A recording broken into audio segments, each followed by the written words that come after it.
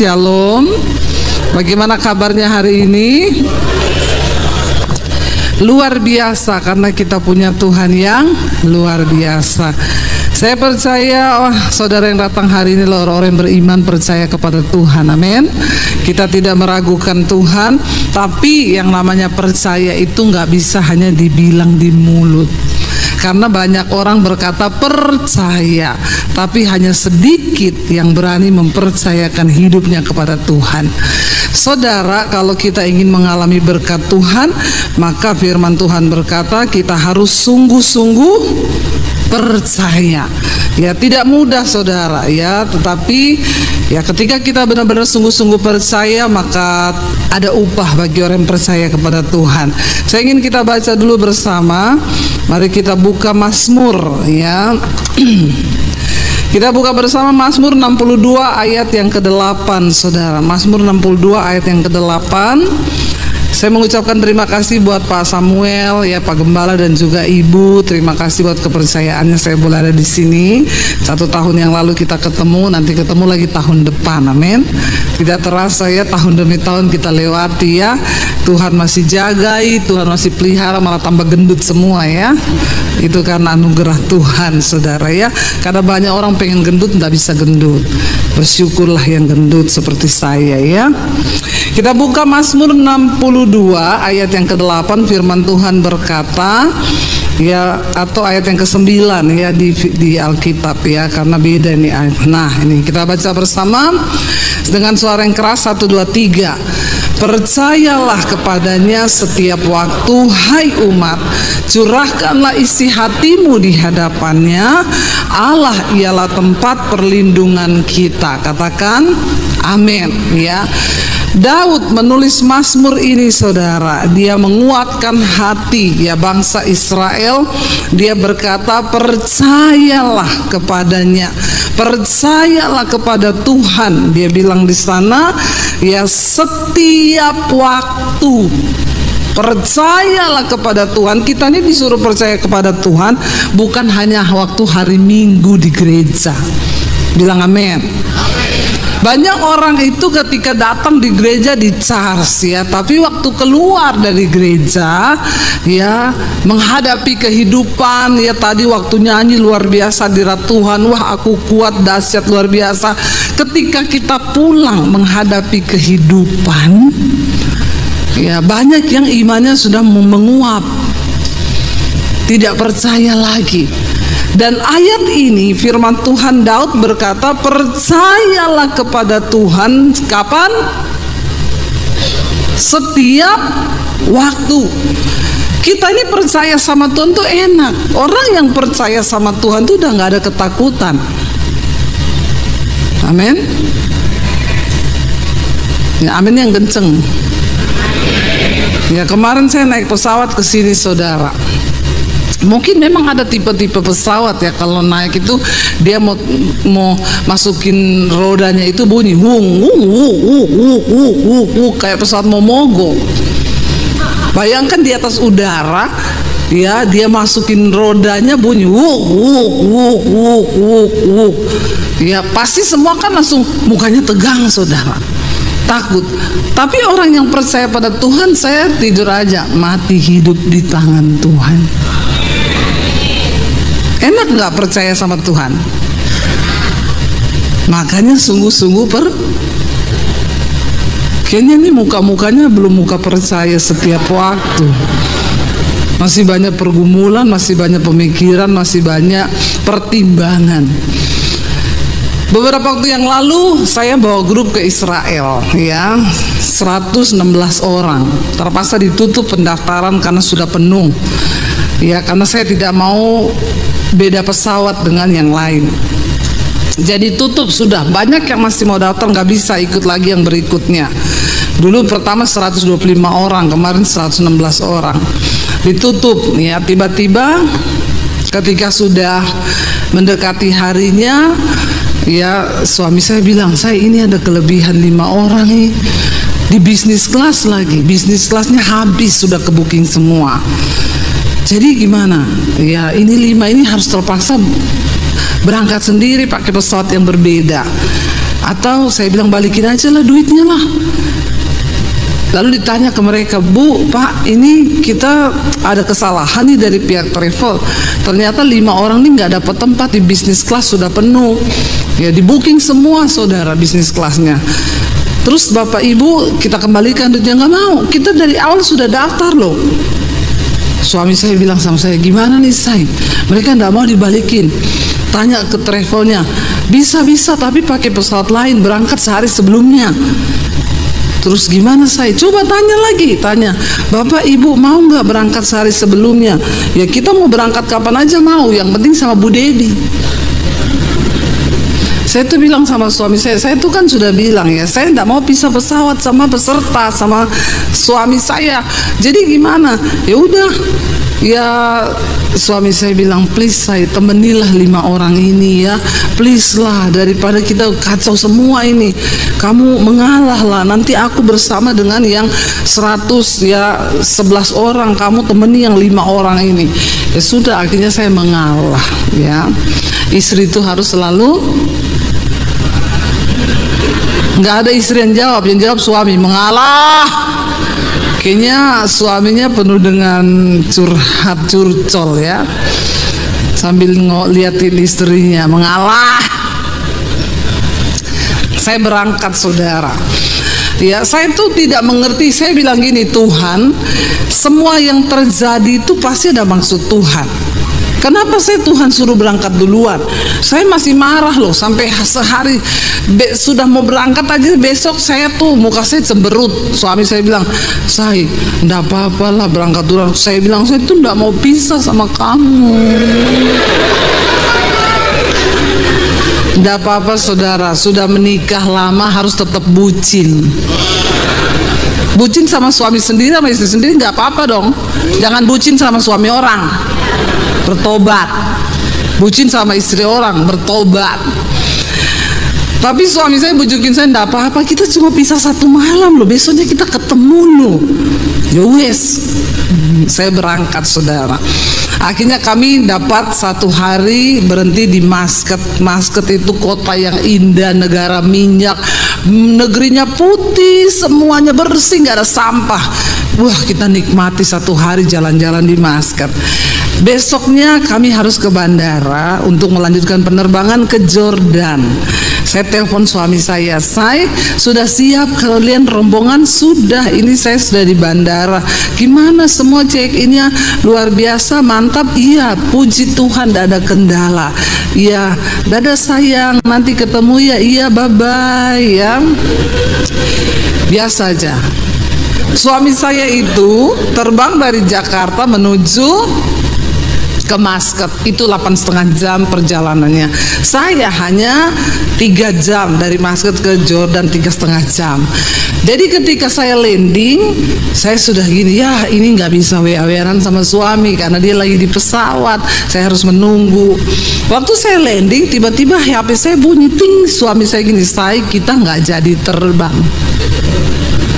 Terus saya bilang, hah, kenapa? Jadi ceritanya begini. Ya, waktu itu semua penumpang sudah naik ke pesawat. Orang saya di pesawat, mereka sudah di pesawat. Tiba-tiba ada satu peserta saya muntah-muntah, pusing, mual, muntah-muntah, keringat dingin, sesak napas. Akhirnya pesawat itu tadinya udah mundur karena dilaporin lah ke pramugari, ada satu penumpang yang sakit, tolong please. Pesawatnya nggak jadi. Ya, pesawatnya nggak jadi mundur, akhirnya diurusilah ibu ini.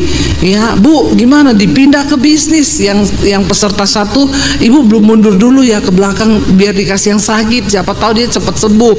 Kursinya ditidurin, dikipas-kipas, di apa? Makin sesak napas. Akhirnya pilotnya datang. Ini gimana ya? Kita nih harus berangkat. Suaminya bilang, ya saya juga maunya berangkat Pak, tapi kasih saya kesempatan. Tunggu suami istri saya sembuh. Ya udah, kita kasih kesempatan 10 menit. Ditunggu, enggak sembuh-sembuh juga. Orang sudah mulai pada resah dan gelisah. Ya semua tentunya sudah melirik ke ibu itu. Lagian ngapain sih pakai acara sakit-sakit? Ya biasa kan, apalagi orang Indonesia toh. Ya, orang Balikpapan sih tidak beda. Jangan seneng dulu. Akhirnya ya udah, ibu itu kasihan, suaminya juga kasihan, terintimidasi melihat wajah-wajah orang ini, marah-marah semua, sakit dulu. Akhirnya pilotnya datang lagi, Pak, nggak bisa ya, Bapak harus turun. Dia bilang, nggak bisa Pak, saya ini niat mau ke tanah perjanjian, 3 orang, kalau turun hilang 150 juta. Lalu akhirnya sudah berunding, pilotnya bilang, ya udah kita tunggu ya, kalau juga tidak sembuh. Udah hampir 30 menitan saudara ditunggu. Itu kan dia bilang, kita nggak bisa parkir lama-lama ya, ini pesawat, ini bukan bus, kita ini bayar denda apa segala macam, ini semua bisa tertunda gara-gara ini. Ya udah, karena dia sudah malu, suaminya bilang, ya sudahlah, daripada kita jadi batu sandungan dan melihat tatapan semua orang yang. Lalu suaminya bilang, ya sudah, kita turun yuk. Ya udah, pintu dibuka saudara, turunlah. Dia mau turun. Waktu udah mau turun, dia mau berdiri, tiba-tiba dia bilang kayak sakit itu diangkat. Hilang semua sakitnya itu, datang waktu masuk pesawat, hilang waktu dia mau turun. Tiba-tiba mau turun, dia bilang sama suaminya, saya nggak sakit Pak, udah sembuh saya. Nggak mungkin loh, kamu tadi udah mau mati. Bener, saya udah sembuh, hilang, nggak tahu kemana sakit itu. Lalu ditanya, ibu yakin? Kalau ibu pilih dari angka 1 sampai angka sekian berapa? Ya, saya di angka 8 lah. Yaudah, berarti bisa terbang, bisa. Yaudah, aman, pintu tutup, berarti tutup, berangkat ya. Iya. Waktu pintu ditutup, pesawat mau mundur, tiba-tiba pesawatnya mogok. Mati mesin, mati lampu, mati semuanya. Dihidupin, nggak bisa hidup. Akhirnya diputuskan, pilot menyatakan bahwa pesawatnya mengalami sistem error dan semua penumpang harus turun. Waktu diumumin gitu, mereka baru gini, untung ibu sakit ya Bu. Astaga ibu, kalau ibu ndak sakit 30 menit Bu, kita itu sudah take off Bu, di laut. Kita sekarang ini sudah di laut. Makanya jadi orang jangan sok tahu, sok pinter. Itu bedanya manusia sama Tuhan. Tuhan maha tahu, manusia sok. Itu saudara yang tadinya marah-marah, kenapa sih gini, sekarang langsung, aduh ibu, untung lo sakit lo 30 menit saudara. Itu pesawat sudah take off dan tiba-tiba error sistem. Yang rusak bukan businya, sistem komputerisasinya error. Lalu disuruh turunlah semua. Mereka pertama nunggu di bandara. Suami, memang itulah saya baru mengerti rencana Tuhan. Kenapa suamiku yang seperti Musa yang harus tinggal, ya, orang yang lembut hati menghadapi belum bangsa Israel ini baru 111 orang. Tadinya masih aman, duduk Pak, jam berapa ya ini kira-kira? Lalu tanya, dapat pengumuman tidak bisa malam ini terbang karena pesawat itu harus didatangkan teknisinya dari Muscat, karena itu pesawat luar yang bisa memperbaiki ya orang dari negaranya. Jadi Bapak Ibu diinapkan di hotel di samping bandara. Tadinya masih aman, semua happy, ketawa-ketiwi mereka. Tiba-tiba besok paginya udah sarapan pagi, mulai tanya-tanya, kita jadi berangkat nggak sih ini? Jadi nggak sih? Ditanya lagi ke pihak maskapai, jadi dipastikan malam ini kita terbang. Udah aman kan, tenang, damai. Tiba-tiba ada orang-orang yang penakut, nggak mempercayai Tuhan di setiap waktu. Mulai ngomong gini, nanti malam kita berangkat, naik pesawat yang sama.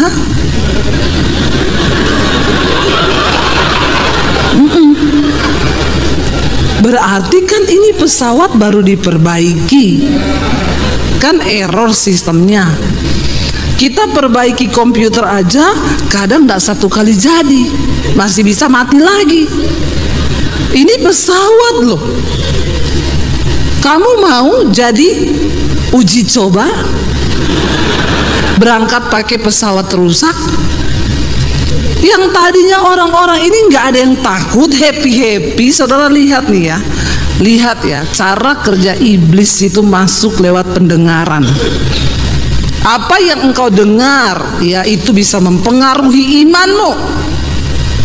Makanya dengar kata firman, lalu mulai saling mempengaruhi.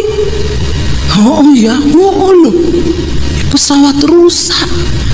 10 pengintai berkata, itu negeri memang susu dan madunya luar biasa, tapi orangnya raksasa. Kamu mau masuk, antar nyawa, mati, binasa. Kamu ke situ setor nyawa. Kamu mau naik pesawat rusak, ini kita uji coba, sama dengan setor. Yang tadinya nggak takut jadi takut. Saya, saudara, di sana sudah tadi aman-aman. Lalu suami saya kabari saya ada masalah. Kenapa? Semua pada nggak mau berangkat kalau pakai pesawat yang sama. Mereka minta ganti pesawat. Ini dipikir bus, saudara. Ya kalau bus nih kita bisa ganti lah, maskapai penerbangan semua sudah ada jadwalnya dan sudah dijelasin. Kalau dari pihak bandara sudah mengizinkan dia terbang, berarti kan sudah sesuai. Tapi namanya penakut, tidak percaya, tidak beriman, tetap aja ya kan, walahu alam. Siapa yang tahu? Lalu saling mempengaruhi. Saya, saudara, di sana saya sudah berada di aman, tapi tetap tidak aman. Di grup masuk, ini gini, saya ditelepon peserta, Bu, kita semua sudah memutuskan ya, kalau berangkat pakai pesawat yang sama, kita tidak mau berangkat. Kenapa, Bu? Ya ini kan pesawat rusak. Ya kan sudah diperbaiki, Bu. Ya enggak bisa. Siapa yang tanggung jawab keselamatan seluruh peserta? Saya bilang Tuhan Yesus. Emang benar, emang saya yang tanggung jawab. Jadi pendeta itu enggak enak loh, Pak. Ya, dituntut suruh tanggung jawab keselamatan. Saya bilang, yang tanggung jawab keselamatan itu Tuhan. Terus saya bilang gini, kalian tahu nggak sih, di situ ada suamiku, ada anakku 3. Emang saya mau mereka mati? Terus akhirnya diem. Ada lagi yang WA, Bu, tolong ya, Ibu harus berpihak kepada peserta. Ini mah travelnya mau-mau aja berangkat, dia nggak mau rugi. Tapi kan Ibu harus membela peserta supaya Ibu tidak terkesan hanya mencari keuntungan. Aduh, saya itu diintimidasi begitu, saudara. Memang benar suami saya yang ada di Jakarta. Kalau saya ada di Jakarta, saya mendengar perkataan itu tak suruh pulang semua, bubar. Emang gue pikirin lu pulang semua.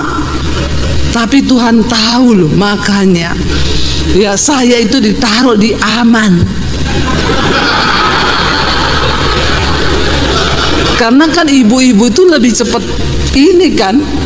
Wah, saya tuh kalau apalagi dibilang cari untung, wah saya nggak bisa denger yang kayak begitu. Suamiku didatangi semua, dia cuma dengan sabar, iya Pak ya, berdoa ya, berdoa. Wong Solo soalnya, beda sama Sulawesi. Akhirnya, saudara, ya anak saya telepon lagi. Jadi mereka tuh bilang, Ibu harus bikin pengumuman di grup yang menyatakan bahwa Ibu berpihak pada seluruh peserta, tidak berangkat kalau pakai pesawat yang sama. Anak saya telepon, Mam, aku takut, Mam, gimana ini, Mam? Nah kalian gimana deh, kita nggak mau loh kalau pakai pesawat yang sama. Sudah teracuni nih kata-kata ini. Pesawat yang sama, cuma satu kata ini bisa bikin mati iman semua orang. Saya juga nggak bisa paksa. Saya bilang gini, deh, ikuti kata hatimu aja deh. Kalau kamu mau pulang, pulang aja. Tapi papi tetap mau berangkat. Lebih kalau papi berangkat, masa papi mati sendiri? Lah piye tuh saya bilang, ya kalau kamu mau mati sama papi ya terbang aja. Kamu juga jangan bikin mami bingung di sini. Mami juga pusing, dek. Hidup mati itu di tangan Tuhan loh. Ya tapi aku nggak berani. Aduh saudara, saya sudah pusing. Akhirnya saya bikin pernyataan di grup. Saya memutuskan, saya berpihak kepada seluruh peserta. Kalau pakai pesawat yang sama tidak usah berangkat. Habis itu saya nangis. Di hotel saya nangis, saya tidak bisa makan. Saya baru merasakan yang namanya orang stres itu. Seenak apapun masakannya tidak bisa masuk. Benar-benar tidak bisa masuk. Saya seharian tidak makan, saya nangis terus sampai petugas hotelnya tanya, "Hey, why? What happened?" Saya nangis teriak di kamar. Petugasnya bilang, "Oh my God," dia kira kita berantem. Lalu saudara, akhirnya setelah saya bikin pengumuman itu di grup, suami saya telepon saya, "Say, kenapa kamu bikin pengumuman itu?" Lah kenapa? Aku ini lagi berusaha membujuk mereka, menguatkan iman mereka. Terus suami saya gini, mending kamu gini loh, bikin video singkat 1 menit, kuatkan hati mereka. Jawaban saya ingat waktu, nggak mau, biarin aja. Karena saya juga sudah kasihan sama anak saya ini nggak mau berangkat. Saya juga berharap nggak usah berangkat. Saya pikir kalau mereka mati, suami mati, anak 3 mati, kameramen saya juga mati, terus saya ini mau ngapain gitu ya. Jadi saya cuma bilang, saya enggak mau bikin video. Ya udah, suami saya diam. Akhirnya suami saya bikin keputusan gini aja. Dia tulis di grup, siapa yang tidak mau ikut, kita bikin daftar. Tolong diisi daftar ini yang tidak mau terbang dengan pesawat yang sama. Tidak ada yang mau isi. Karena memang semuanya niat mau berangkat. Isi data, tidak ada yang isi loh. Ini kok semua ngomong tidak mau berangkat, tapi suruh isi yang tidak mau berangkat, kenapa tidak ada yang isi? Ya kenapa kita disuruh isi? Laung disuruh isi kok. Akhirnya pusing kan saudara. Ya udah diumumin nanti malam jam 8 pesawat siap. Semua penumpang harus ke bandara, nanti diangkat pakai bus ya. Berangkatlah semua. Lalu bapaknya yang istrinya sakit, sama anaknya 1 sama istrinya datang ke suami saya salaman. "Pak Daniel, selamat jalan ya.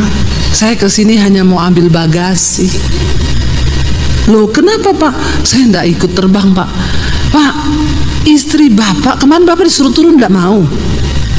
Kenapa sekarang Bapak mau pulang?" "Saya tidak berani Pak terbang pakai pesawat yang sama."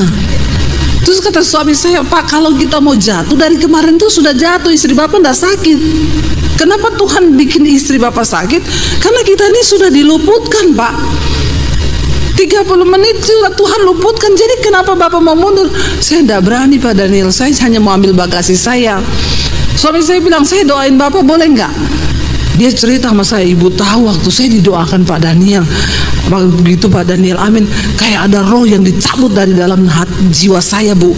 Tiba-tiba dia bilang, Pak Daniel, saya berangkat."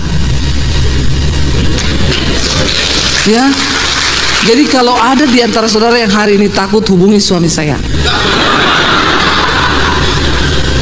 Ya, apalagi yang besok jatuh tempo, hubungi. Karena itu sangat menakutkan. Saudara, ya akhirnya satu lagi bapak datang. "Pak, saya ini hanya punya iman 10%. Saya titip 90%-nya di Bapak ya." Kata suami saya, "Iman tidak bisa dititip Pak. Duit bisa dititip, iman tidak bisa." Tapi gimana, udah saya doakan. Jadi dia tuh sibuk mendoa-doakan orang yang ngomongnya percaya. Memang ternyata orang Kristen tuh harus diuji Pak. Harus diuji. Di gereja kalau nyanyi hebat, ya, kalau puji-pujian hebat, begitu ngalami ujian baru begini tuh, ciut semua nyalinya. Ada orang Medan datang, "Pak Daniel, saya bukan apa-apa Bapak. Saya ini sudah izin satu kampung kemarin antar saya mau ke tanah perjanjian. Kalau saya pulang kita tidak jadi berangkat, di mana harga diriku Pak?" Orang Medan itu memang harga diri lebih tinggi daripada harga nyawa. Dia bilang sama suami saya, apapun yang terjadi, saya tetap berangkat, Pak. Nggak peduli di pesawat merusak mau apa, saya berangkat, Pak. Istrinya nyeletuk, lu berangkat sendiri, saya ndak. Itu koper-koper saya kau bawa ke Israel. Kalau kau masih pulang lagi, kau bawa pulang. Tapi kalau pesawatmu jatuh ya sudah. Tapi akhirnya istrinya mau. Yang sebagian telepon anaknya, nak, papa, jangan kau kasih piano yang menyedihkan gitu. Nanti saya sudah mau nangis lagi, tidak jadi cerita begini ya. Saudara yang satu telepon anaknya, nak, papa mama gimana? Menurutmu kita berangkat enggak? Anaknya bilang, papa mama kan udah niat berangkat. Berangkat aja. Tapi enggak apa-apa lah, Pak. Ya udah, papa mama berangkat, cuma pesan satu. Kalau ada apa-apa, jangan kamu salahin Tuhan. Kamu tetap melayani Tuhan. Catat nomor PIN ATM papa. Luar biasa ya, luar biasa loh. Tapi karena nggak jadi jatuh, diganti lagi pinnya. Diganti, saudara ya. Pokoknya semua itu udah telepon, tapi kan banyak ibu-ibu yang suaminya nggak ikut tuh. Ya, ibu-ibu itu telepon suaminya, nggak ada satupun suami yang keberatan loh. Saya tuh heran, ini bapak-bapak memang beriman atau sangat merelakan istrinya ya. Semua ibu-ibu yang gak bawa suami, Pak, saya berangkat, jangan takut, berangkat. Saya sempat kaget ya, kok aneh sih saudara, ini agak aneh ya. Tapi semua mendorong istrinya berangkat, mah berangkat. Haleluya. Jangan berpikiran negatif. Berarti itu bapak-bapaknya imannya luar biasa, sangat teguh ya, insya Allah. Saudara ya, akhirnya puji Tuhan ya, semua berangkat, 6 orang pulang. 6 orang memutuskan mereka tidak berani, tapi yang selebihnya berangkat. Saya waktu itu ingat, sebelum mereka berangkat, saya akhirnya bikin video 1 menit. Saya sambil menangis karena memang saya lagi nangis di meja makan. Saya tidak makan. Saya bilang, saudara, saya ini sudah di Aman, saudara. Saya tunggu saudara di sini. Kita semua akan rindu ke tanah perjanjian. Ingat saudara, kalau belum waktunya mati, tidak bakal mati. Tapi kalau sudah waktunya, biar saudara dikepleset di toilet bandara, saudara mati. Percaya saja sama Tuhan. Benar ya. Jadi beberapa orang jadi kuat. Iya juga ya, kan benar Bu Debbie ngomong kalau belum waktunya mati, tidak mati. Ada lagi yang bilang gini, berangkat aja. Di pesawat itu ada suaminya Bu Debbie, ada anaknya 3. Mereka ini lagi dipakai Tuhan, tidak mungkin mati. Ada orang titip iman begitu ya saudara. Akhirnya berangkat saudara. Waktu berangkat itu ada satu peserta, bapak-bapak, dia bilang, saya ini paling takut naik pesawat ibu. Kok yo dapat pesawat rusak loh. Saya bilang, apa yang kau takutkan itu akan menimpamu, kata firman Tuhan. Makanya kau jangan takut. Ya, kau takuti itu terjadi. Dia bilang waktu sudah naik semua, pesawatnya diuji coba. Di starter dimatiin, gitu, dimatiin lagi, Saudara bisa bayangkan itu. Ini penerbangan 8,5 jam. Pesawat diuji coba, Saya mau tanya, kalau saudara ikut berangkat apa kagak? Tanya nih jemaat, bukan bapak, bukan Pak Samuel, jemaat yang ada di sini. Saudara berangkat atau pulang? Jujur imanmu ya, jujur sekali loh, pulang loh Pak, pulang mereka Pak. Berarti Bapak Samuel harus doa dan puasa nih. Jemaatnya pulang semua. Ya, Bapak itu bilang gini, Bu, waktu diuji coba pesawatnya, di starter dimatiin, saya Bu udah takut banget. Saya lihat jendela pesawat itu, kalau ada yang kebuka saya mau lompat Bu. Bener Bu, saya masih ada kesempatan turun, tapi ini pintu sudah ditutup. Lalu di saat dia lagi ketakutan, istrinya pegang tangannya bilang gini, Pak, kalau kamu mau pengakuan dosa, ini waktu yang tepat.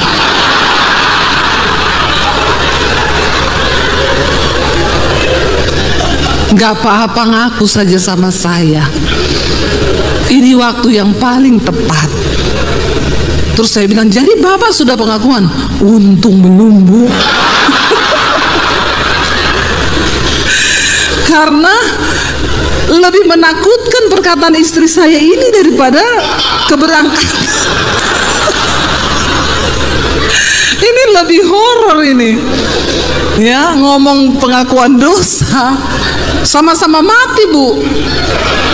Tapi untung saya belum sempat ngomong. Kalau saya udah ngomong Bu, pesawatnya nggak jadi jatuh, saya sudah mati sekarang. Sudah. Itu luar biasa ya. Waktu mereka terbang, saya itu berdoa, Tuhan, itu kayak ketakutan 111 orang tuh taruh di kepala saya. Saya itu nangis terus, saya berdoa, Tuhan tolong Tuhan. Anak saya didoakan suami saya. Saya tanya sama mereka, saya bilang, Dek, kamu putar lagu di pesawat, dengar lagu aja sambil penyerahan. Ya, lalu dia bilang, iya, aku selama ini kalau lihat Mami naik pesawat, kalau ada badai atau apa kan Mami itu nyanyi, aku paling jengkel. Ini Mami ini ngapain sih di pesawat nyanyi? Tapi Mam, kali itu aku mengalami sepanjang penerbangan aku nyanyi terus, syukur. Memang orang itu harus mengalami. Anak saya tanya, Dek, waktu terbang tuh kamu sudah siap mati? Ya udah, aku sebenarnya mau pulang Mam, tapi aku lihat Papi berangkat, Dea berangkat, Karen berangkat, kata kak anak saya yang paling gede, lah terus kalau mereka mati jatuh di pesawat, Mami juga lagi di Jordan, aku sama siapa di sini? Jadi ya sudah, ikut aja lah. Tapi semua sudah pemberesan itu. 111 orang itu berangkat siap mati. Itu baru bilang iman yang teguh itu. Percaya kepada Tuhan setiap waktu itu. Saya nangis terus saudara sampai jam 2 malam. Saya ke toilet, saya nggak bisa tidur satu malam. Karena waktu suami saya bilang, Say, kita sudah mau terbang, doakan. Dia kirim lagi foto, dia doain anak-anak tumpang tangan. Dalam hati saya, mungkin ini foto terakhir Tuhan. Tapi apapun yang terjadi, aku mau tetap melayani Tuhan. Ya, sampai ada suara yang tanya gini, kalau suamimu mati, anakmu mati, kamu mau tetap melayani Tuhan nggak? Saya bilang mau. Saya paling di sekolah Alkitab saya yang di Bandungan, di bawah gunung, saya pergi menyendiri di sana. Lalu saudara, jam 2 malam saya ke toilet, saya lihat muka saya di cermin di hotel. Saya bilang, Tuhan, kenapa ini semua terjadi? Saya minta maaf, saya minta ampun kalau saya ada salah dengan grup ini. Apa Tuhan? Tiba-tiba saudara, Tuhan tuh cuma ngomong di hati saya gini, jangan takut, aku sedang menguji iman mereka. Wow, tiba-tiba ketika saya dengar suara itu, saya bersuka cita. Kenapa saya bersuka cita saudara? Karena ini ujian yang gak bisa dibeli dengan uang. Saya bersyukur anak-anak saya dibawa Tuhan dalam sebuah pengalaman pribadi yang wow. Engkau mau punya uang berapapun, engkau gak akan pernah bisa beli pengalaman pribadi dengan Tuhan, di mana mereka sampai di satu titik penyerahan jiwa, roh, dan tubuh mereka kepada Tuhan itu sungguh-sungguh. Apa yang paling menakutkan dari manusia di dunia ini selain kematian? Kamu dikejar debt collector, kamu masih bisa tertawa, masih bisa lari, tapi belum mati. Tapi kalau kita berhadapan dengan kematian di depan mata, itu sangat menakutkan. Dan waktu tadinya saya nggak berani buka IG, nggak berani buka media sosial ketika suami saya bilang, Say, kita udah mau take off. Saya matiin handphone saya takut buka IG, tiba-tiba gini, pesawat dengan nomor penerbangan ini hilang kontak di atas laut ini. Waduh, Tapi ketika saya mendengar suara Tuhan seperti itu, iman saya bangkit. Saya bilang, yes Tuhan, terima kasih. Aku mengerti, nggak akan ada apa-apa, Tuhan pasti melindungi. Waktu mau terbang, suami saya cuma bilang gini, say, tapi ada masalah kedua, doakan lagi. Kan kita sudah kepotong 1 hari, itu berarti di Jakarta 1 hari 1 malam nggak terbang. Jadwal tur kan semua sudah diatur, ya. Itu suami saya bilang gini, saya kamu doa lagi ya, kita sampai di Muscat sudah tidak ada penerbangan karena semua jadwal berubah. Saya sudah dapat kabar, kata suami saya, kita transit 16 jam lagi. Waduh, saya tuh berdoa, travelnya telepon saya bilang jangan takut. Saya berdoa sama Tuhan, enggak, kamu turun langsung dapat pesawat, kamu langsung berangkat. Amin, amin, Abuni, amin, aku percaya Abuni, dia bilang. Begitu akhirnya mereka landing, saudara, saya itu cuma lihat jam terus, lihat jam. Akhirnya HP saya bunyi dari semua, ting, puji Tuhan saya udah landing. Haleluya, puji Tuhan, 12 kali. Tuhan dahsyat, luar biasa. Dan benar kata suami saya, kan ada beberapa tur juga yang ikut di situ, bukan dari grup saya. Mereka tertinggal dan akhirnya grup kami itu benar-benar khusus 1 pesawat untuk peserta Debbie Basir TV. Itu pindah langsung, turun langsung pindah ke 1 pesawat, langsung terbang ke Jordania. Dan di situ saya melihat Tuhan itu dahsyat. Ya, yang dari peserta lain besoknya telepon suami saya, mereka masih di Muscat, nanya, Pak, Bapak nginep di hotel mana di Muscat? Loh, kita udah di Jordan, Pak. Oh iya, kita transit lagi 16 jam. Saudara, banyak orang berkata percaya kepada Tuhan, tetapi ayat ini berkata setiap waktu kita harus belajar mempercayakan hidup kita kepada Tuhan. Sampai di mana iman kita? Saya pengen kita baca 1 ayat firman Tuhan, bukan 1 ayat, banyak ayat ya. 1 Samuel pasal 23. Saudara, bagaimana ya ketika Daud ya mengalami sebuah persoalan. Kita baca 1 Samuel 23 ayat yang pertama, mulai Daud di Kehila, judul perikopnya. Diberitahukanlah kepada Daud begini, ketahuilah orang Filistin berperang melawan kota Kehila dan menjarah tempat-tempat pengirikan. Ayat 2. Lalu apa? Bertanyalah Daud kepada Tuhan, apakah aku akan pergi mengalahkan orang Filistin itu? Jawab Tuhan kepada Daud, pergilah, kalahkanlah orang Filistin itu dan selamatkan Kehila. Ayat yang ketiga baca bersama. Tetapi orang-orang Daud berkata kepadanya, ingatlah, sedangkan di sini di Yehuda kita sudah dalam ketakutan. Apalagi kalau kita pergi ke Kehila melawan barisan perang orang Filistin. Saudara, di depan mata ini ada tantangan. Dikatakan, diberitahukan kepada Daud bahwa orang Filistin berperang melawan kota Kehila dan menjarah tempat-tempat pengirikan. Lalu Daud itu datang kepada Tuhan.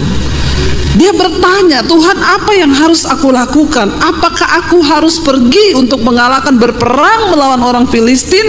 Ya, dan Tuhan menjawab Daud, pergilah, kalahkanlah orang Filistin itu dan selamatkanlah Kehila. Siapa yang menjawab Daud? Tuhan. Karena Daud mencari Tuhan.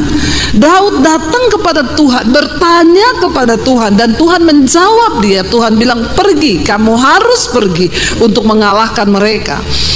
Ayat yang ketiga di sana dikatakan, tetapi orang-orang Daud ini adalah orang-orang yang akan membela Daud, yang akan menyertai Daud untuk berperang. Mereka ngomong apa sama Daud? Sedangkan di sini di Yehuda saja kita ini sudah dalam ketakutan. Apalagi kalau kita pergi berperang ke Kehila melawan barisan orang-orang Filistin. Kenapa mereka berkata kita ini sedang dalam ketakutan? Saudara, ketakutan itu adalah roh yang sangat membunuh iman. Orang tidak bisa berperang ketika mereka takut. Makanya Alkitab berkata, jangan takut, jangan takut, jangan takut. Tetapi pada praktek di dalam kehidupan kita sehari-hari, berapa kali kita ini sering terus dikejar oleh roh ketakutan. Takut miskin, takut masa depan, takut sakit. Baru saja migrain begini, aduh tumor otak. Ya enggak? Ya banyak orang-orang begitu. Ya, baru sakit, aduh kanker. Sesuatu yang tidak terjadi, ya kita takuti, dan sesuatu yang tidak terjadi itu kalau engkau takuti terus-menerus itu sama dengan engkau imani, makanya itu akan terjadi. Mari kita belajar, saudara. Ketika orang-orang Daud yang adalah tentara-tentaranya, orang-orang yang harus mendukung dia dalam perang, berkata, jangan pergi, kita ini saja sudah dalam ketakutan, bagaimana kita bisa berperang kalau kita sendiri dalam keadaan takut. Ayat yang keempat, Daud tidak menghiraukan perkataan manusia. Ayat 4 berkata, lalu apa? Bertanyalah pula lah Daud kepada Tuhan.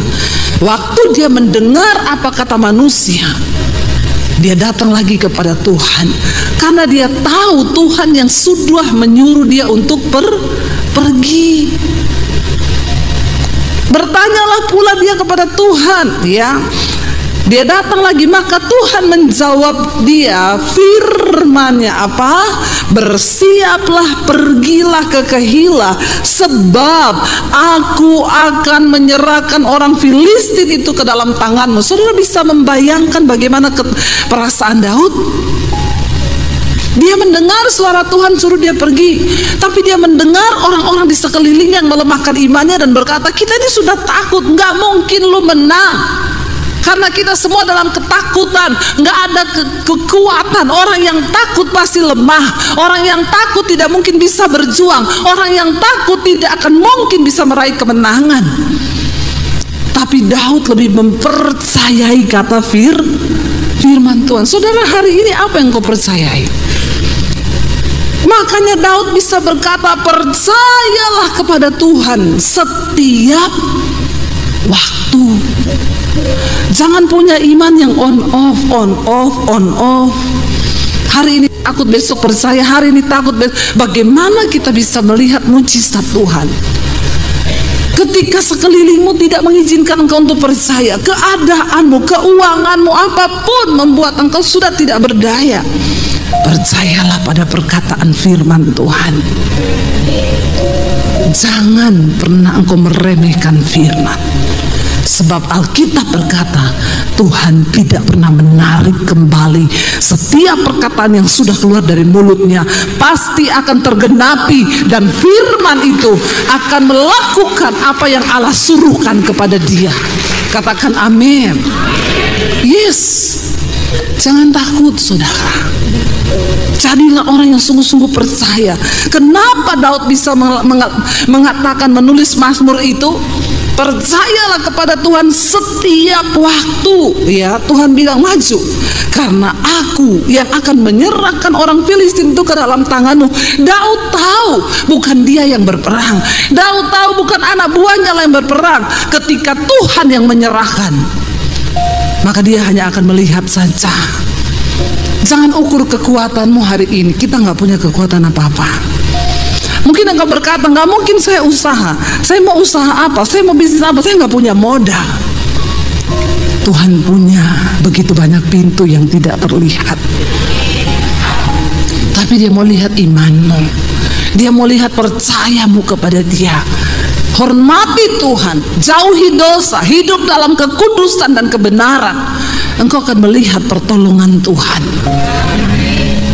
Tadi pagi saya sampaikan, Tuhan memagari orang, Tuhan memberkati orang benar, dan dia memagari orang benar itu dengan anugerah dan perisai.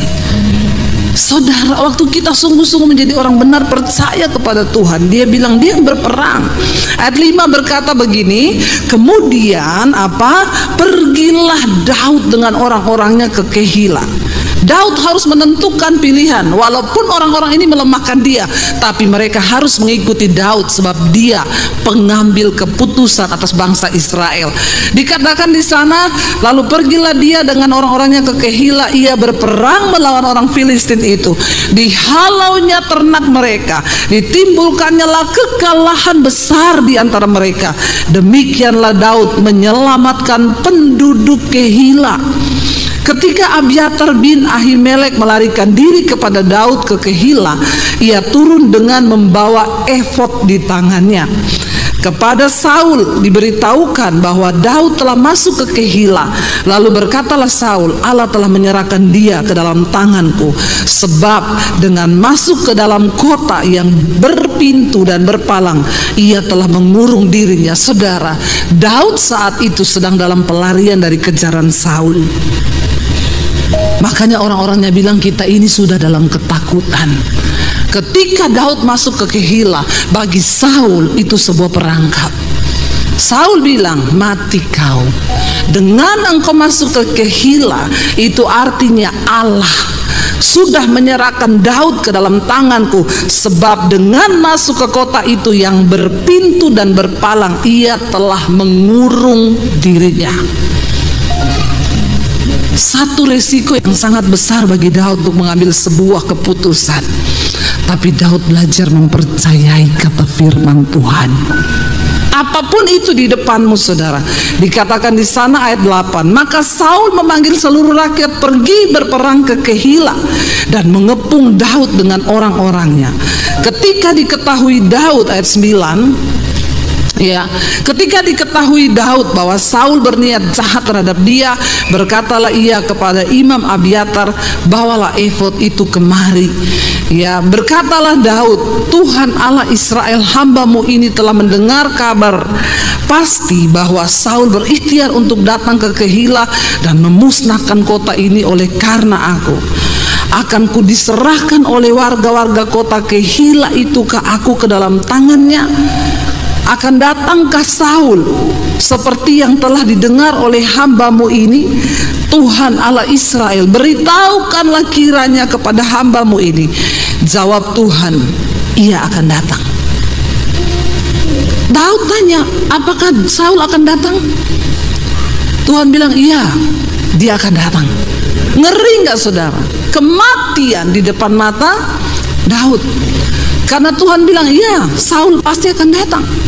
Saul sedang memburu Daud untuk membunuh.